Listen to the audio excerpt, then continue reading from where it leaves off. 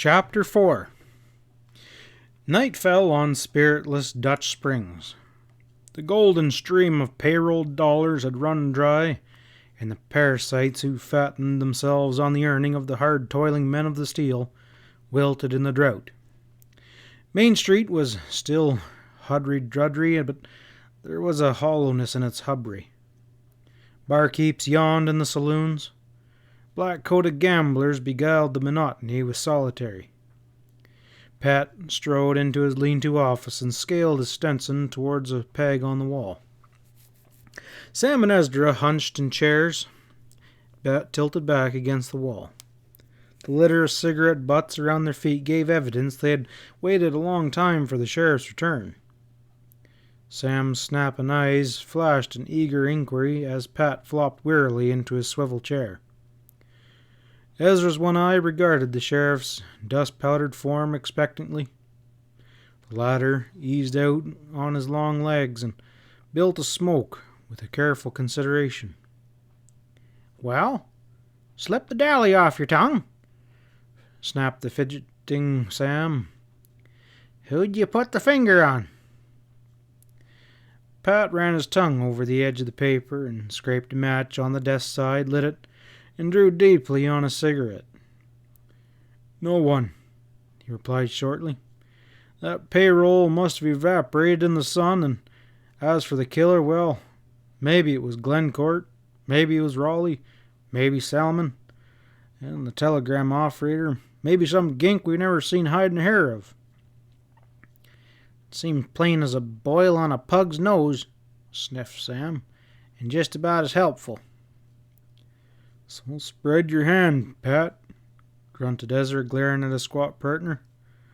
"You sure are keeping us guessing." The sheriff wriggled into a more comfortable position.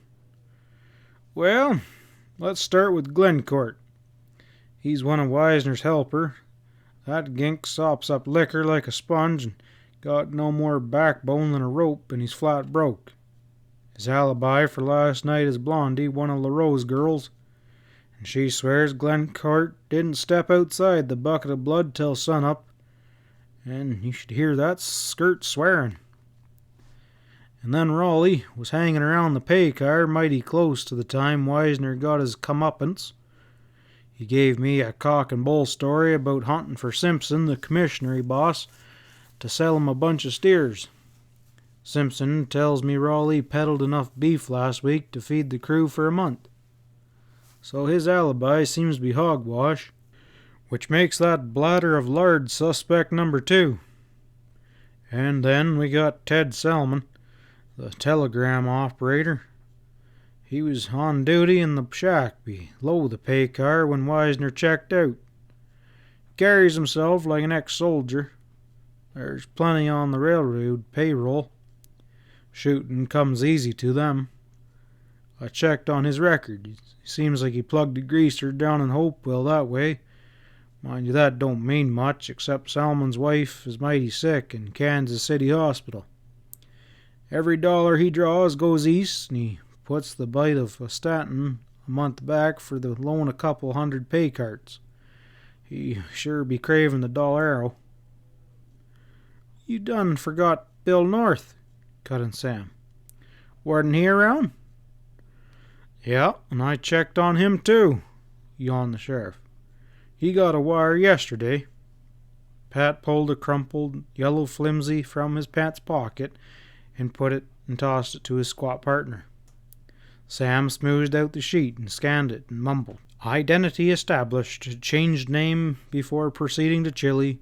Full report follows by mail. Acme." "Well, what in the hell is that all about?" he questioned with crinkled forehead. "North's twin brother in New York," explained Pat. "Bill gave me the whole story. 'Pears the Jasper hit the booze and was fired off his job and sunk without a trace. Bill hired Acme Detective Agency to check up on him. The hombre had swinched names and lit out for Chile. So that's that." Ezra's deep voice rumbled. "You're barking up the wrong tree, Pat. Every hairpin in town knew the payroll come in last night. I'll stake my saddle some tin horn moseyed down to the yard and blew out Wisner's light and jackknifed the whole lot. The gink's over the border by now." Silence followed the redhead's man's proclamation. "You see that Pinkerton guy around?" broke in Sam. Pat shook his head. "Big shots from the east don't crave the help of no rawhide sheriff," he chuckled. "I don't see how you could give 'em much," rejoined Sam sourly. He rose. "Come on, let's go get some liquor. A feller can get into a saloon from once without losing the shirt off his back." Black-lettered posters blossomed over Dutch Springs the following day. The sheriff and Sam emerged from the Chinese restaurant opposite the Jewel Hotel after their customary breakfast stack of flapjacks washed down by black coffee. They stopped and eyed a ragged Mexican as he lazily tacked up the bills to the livery barn. It read, $5,000 reward. The Chicago and Rio Grande Railway will pay a reward of $5,000 for the arrest and conviction of the murderer or murderers of Mark Wisner, the paymaster, at Dutch Springs, Colorado, May 20th, 1872. An additional reward of 1/4 will be paid for all the gold recovered. Patrick Walsh, Superintendent, Western District. "What do you figure that reward would tally?" inquired Sam, eyes darting over the big block letters. "Well, probably 20,000 cartwheels, I'd reckon," drawled the sheriff. 20,000, breathed the swarthy little man. "Good gosh, ain't you got a clue, Pat?" "I got 5,000 bank plaster on my spread." Pat's lip quirked at the longing in Sam's eyes. "You go catch this payroll hog and we'll divvy it up." "I'll go corral that Glencourt and that blonde filly and betcha they're working in cahoots." "Well, you just give me some proof and I'll go jug the hairpin," promised Pat dryly. "Me, I'm personally watching Raleigh. He don't hoof around the yard for exercise and not to sell steers. You and Ezra mosey around the saloons and keep your ears open. Maybe you'll soak up something besides that terrible liquor." Dutch Springs sizzled in the torrid heat of noon when Pat sought the shade of his office after a morning of fruitless fretting. Geoffrey Glencourt, now thoroughly scared, still stuck to his story, and Blondie failed to crack under the sheriff's remorseless cross-questioning. Raleigh Poulin, smothering his evident uneasiness with deep chuckles that shook his huge bulk, but stubbornly insisted he was hunting the commissionary boss on the night of the murder. Salmon, the telegram operator, swore he'd never left his shack, and there was no one to disprove his word. Pat had scarcely loosened his belt and sunk into his chair when a heavy-set fellow with bulky shoulders darkened the doorway. The visitor was a ruddy, weathered-featured man. He was dressed in dark and dusty store suit, topped by a gray Stinson. The sheriff's inquiring glaze cataloged him as a rancher on a trip to town. "Are you the sheriff around these parts?" drawled the newcomer in slow, friendly tones. "Sure. What's the trouble?" "You should know." Pat's visitor shook with silent laughter. He dropped heavily into a chair. "Name's Pierce. Jake Pierce, of Pinkerton's." Pat swung around, and his appraising gray eyes met Pierce's steady stare.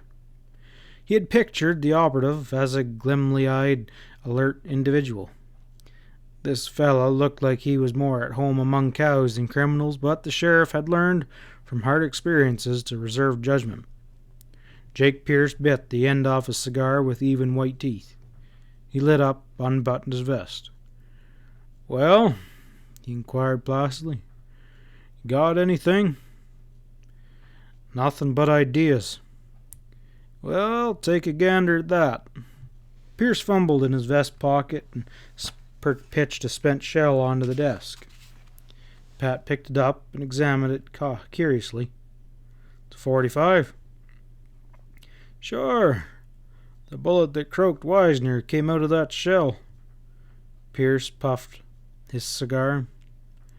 Yeah, replied Pat cautiously. He had a feeling that the Pinkerton man was leading up to a startling announcement. Where'd you pick it up? Outside the car? The sheriff glimpsed amusement twinkling in his visitor's steady eyes. Figures he's scored over a hick sheriff, he thought. Wonder what he's going to be springing. No, drawled Pierce. Sifted the ashes in the stove. North in Glencourt's car. Glencourt? Exclaimed Pat, stirred with excitement. Pierce's lips twitched with ill-concealed amusement. No, North. The sheriff sat silent, digesting the Pinkerton's man's words.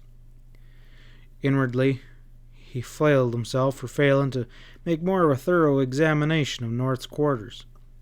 If the slug that had killed Wisner came from that shell, and the shell was hidden in the assistant paymaster's stove, North's guilt was plain. Glencourt spent the night in town. North had admitted he was the only person around, but he knew North and Pierce didn't. Somehow the accusation didn't sit right. What proof did the Pinkerton man have that this was the shell? It might have laid in those ashes for weeks. You plumb certain on that? He asked. Oh, dead sure. I got the gun. Pat masked his surprise. From North's car? No, he pitched it in the scrub, back of the car. Never would have found it, but some cur dog nosed it out. Reckon I got a break there, conceded Pierce. He straightened and buttoned his vest. Well, I guess I'll swear out a warrant and bring North in. He pulled a 45 from an outside pocket and laid it on the desk beside the shell. Well, there's the evidence. Is North around? He's handling Wisner's job down there in the yard. I got a shadow on him. The detective chuckled silently. Figured I was up against a tough job, but seemed it was a bit of a cinch. Pat detected a good-natured patronage in the Pinkerton's man's voice. Slowly, with a puzzled frown, he filled out the warrant. An hour later, Jake Pierce brought in the tall, young railroader. North's eyes were belligerent, and his strong jaw was set in a stubborn lie. Rest your legs. Pat waved North to a chair where the detective's stocky form disappeared down the street. Stiffly, the young fella sat down. How come you got tangled up in this mess? Inquired the sheriff easily. That's that fool detective. The young railroader's voice was harsh with bafflement. He claims he found an empty shell in the stove and it fits my gun. Why, I haven't fired that gun since it was issued. Not the railroad iron, corrected Pat. He indicated the 45 on the desk. That one. You fished it out of the brush behind your car. A thought hit him. Say, you plumb certain you didn't leave your quarters? Frowning, North nodded his head. Didn't you take a passer up the track towards the telegram office? North's sober eyes lit with sudden recollection. Certainly, but I wasn't away from the car for more than 10 minutes. Bill, replied Sheriff soberly, that trip's gonna burst Pierce's case. He rose. Right now I gotta jug you, but you won't be in there for long. Pat slid open a desk drawer and dropped the keys of the jail inside. He built a smoke, frowned unseeingly at the fly-speckered calendar on the wall as he mulled over the case. If North killed Wisner, what was his motive? They were comparative strangers. Report was that they got on well together, and the tall young railroader was well behaved and had no bad habits. He didn't booze or gamble, and was not in any need of money. Why then would he risk the ruin of a fine reputation by murdering Wisner? The sheriff shook his head slowly. He had never yet handled a murder case where an all-powerful motive was not the incentive of the crime. Except for paid gunmen and desperados, men did not kill unless impelled by some unrestrained passion, uncontrollable greed, or stark necessity. Here it seemed that motive was entirely lacking. His thoughts flew to Leroux and the bucket of blood. There was a tie-up somewhere between Raleigh and the saloon-keeper. Leroux had been flurried as a broody hen when Raleigh was being questioned. The fat man was seen in the vicinity of the death car about the time the murder was committed. North had manhandled Leroux's fancy gal, and Pat had seen flaming rage in the saloon-keeper's eyes when he broke into the bucket of blood fracas. What would be easier than for Raleigh to shoot the paymaster and wait for North to leave his living quarters, slip in and drop the spent shell in the stove? By this simple act, Leroux and his gang would avert all suspicion, and the saloon-keeper would be revenged upon the young railroader. To further incriminate North, they probably dropped the murder weapon behind the car, knowing that sooner or later it would be found. The longer Pat considered this theory, the more convinced he became that it fit the facts. His next job was to convince Pierce. That might not be easy, he pondered, since the Pinkerton man was a stranger to Dutch Springs and was not familiar with the sinister reputation of the bucket of blood and the Rose feud with North. Well, he'd try. Pat hadn't forgotten the debt he owed North for his intervention in that bucket of blood fracas. Hunting Pierce in the sprawling confusion of the yard was akin to searching for a pin in a pile of hay. Throughout the blazing afternoon, the sheriff lagged it around commissionaries and mess tents, through mule lines and wagon parks, questioning brakemen and laborers and bosses in search for a thick-set man in a store suit, but he failed to find him. When the squat gray adobe that was Dutch Springs jail was built, block by block, by a gang of Mexican horse thieves Pat Stevens had rounded up, citizens inclined to the belief that the sheriff was maybe a mite too ambitious. One cell in the courthouse basement had served the town for 20 years. Why waste tax dollars in constructing 6 more? It kind of looked like the town was going to the dogs when it had to build a 6-cell jail. Pat, however, insisted that since the labor was donated, albeit unwillingly, they built the real jail. As usual, he had his way. The onset of steel proved even Pat a piker. Deputies packed the drunks and disorderlies 6 to the cell, and still they were overflowing into the courtroom basement. True, Judge Bemas held court daily, imposing stiff fines, and did his full share to relieve the housing shortage, but though they cleared the cells each morning, the saloons filled them again every night. Due to the temporary dearth of dollars, the loan and load had been lightened after the payroll robbery, which enabled the sheriff to place North in a cell by himself. Unfortunately, the young engineer was not in a frame of mind to appreciate the honor. Through a small square aperture high on the wall, the rising sun shone into the gloom of the jail. North, with features taut and wan from sleepless night, hunched on the edge of the bunk, staring at the stout iron bars of his cell. Around him, the barred cages held birds of every feather, from jabbering Italian to deep-chested Irishmen, the majority of whom were mostly recovering from overnight drunks. In hearty chorus they groaned and cursed and kidded, according to their natures. Not a sound registered with the discontent assistant paymaster. He was too deeply concerned with his own predicament. The heavy outer door squeaked open on dust-cake hinges. Gaunt Wes Lagarde, the jailer, lumbered in, followed by a vision that startled the frowned, blurry-eyed prisoners into amazed silence. It was as though someone had tossed an orchid into a pig pen. Maggie Maloney tripped demurely behind Wes like a dove, or perhaps a bird of paradise would be more descriptive. She wore a floppy, wide-brimmed hat, garlanded with tiny flowers. A pale, yellow silk dress rustled upon her form, and long, white silk gloves covered her arms. An orange-colored pastoral was suspended from one dainty hand.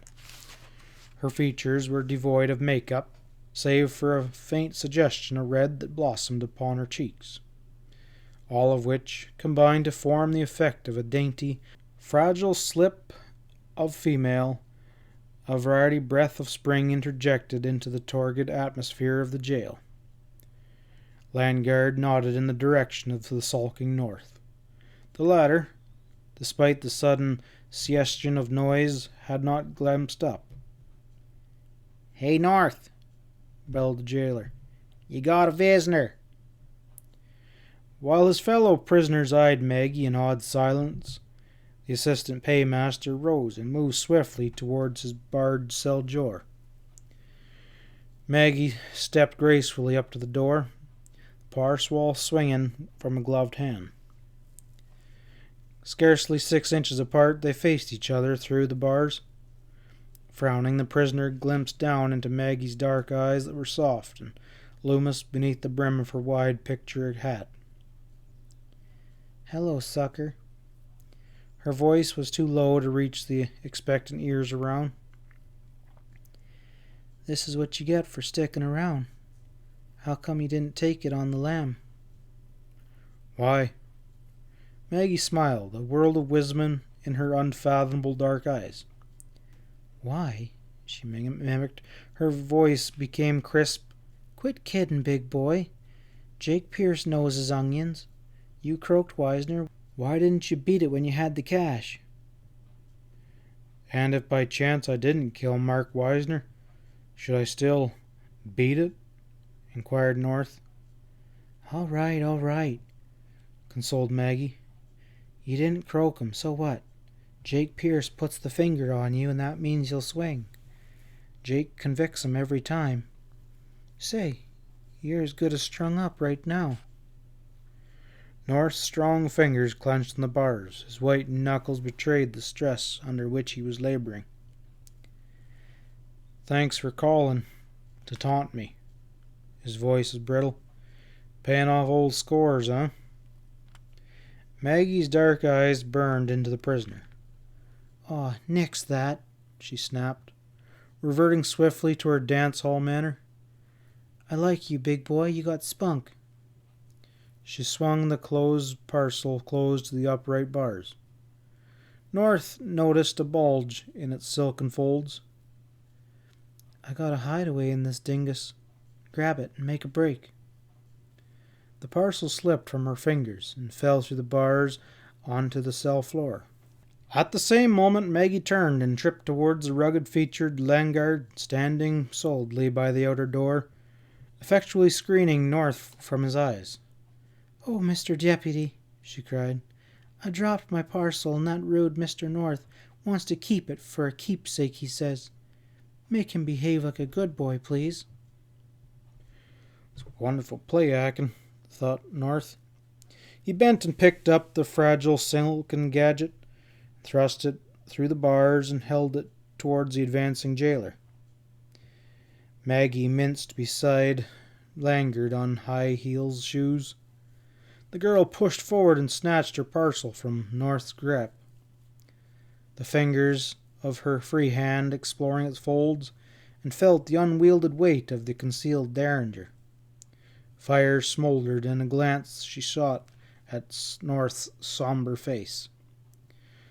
She tossed her head and snapped. "Well, swing then, sucker."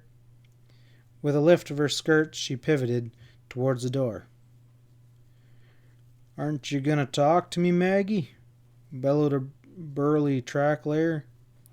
She swung around and flashed a smile at the crowded cages, and raised a slim arm in salutation. The prisoners roared a deep-throated approval, and Maggie made her exit, true to style, thought North.